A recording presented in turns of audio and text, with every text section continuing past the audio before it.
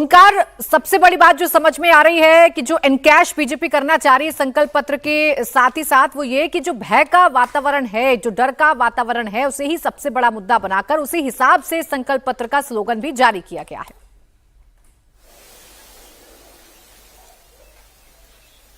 देखिए प्राची, सबसे पहले तो ये बात कहना चाहूंगा कि भय, ये लगातार जैसे कि देखा जा रहा है प्रधानमंत्री नरेंद्र मोदी हर एक सभा में ये कह रहे हैं, क्योंकि भय का एक वातावरण लगातार तैयार किया जा रहा है, ऐसे ही कहा जा रहा है।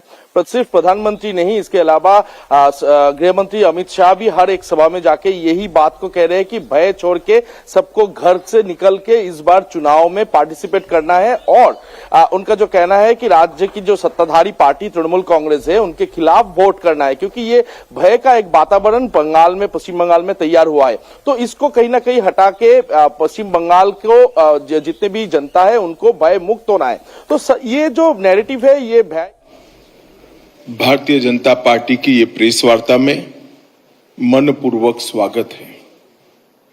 मित्रों, आज भारतीय जनता पार्टी 2026 बंगाल विधानसभा के चुनाव के लिए अपना संकल्प पत्र अभी अभी आप सबके सामने जारी किया है। संकल्प पत्र बंगाल के हर तबके में व्याप्त गहरी निराशा से बाहर निकलने का एक मार्ग है। इस संकल्प पत्र के अंदर कृषि बर्बाद होने से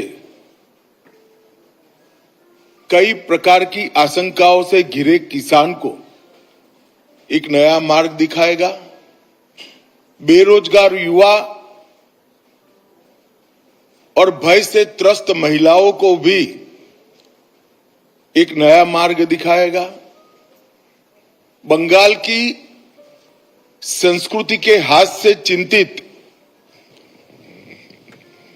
बंगाल संस्कृति के गौरव की अनुभूति करने वाले हर नागरिक को एक नई आशा और नया भरोसा देगा।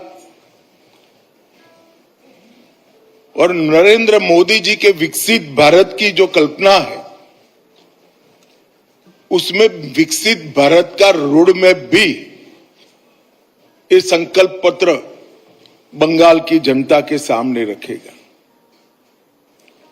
ये 15 साल एक प्रकार से बंगाल के लिए, बंगाल की जनता के लिए काल रात्रि के दुस्वप्न समान रहे। बड़ी आशाओं के साथ कम्युनिस्ट शासन से मुक्ति पाने के लिए बंगाल की जनता ने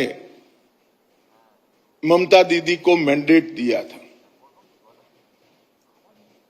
5 साल कम पड़े हैं ऐसा कर दूसरा मैंडेट भी प्राप्त किया और फिर अपने सिंडिकेट, गुंडे और घुसपैठियों की नाकचूड़ से तीसरा मैंडेट भी उन्होंने प्राप्त किया।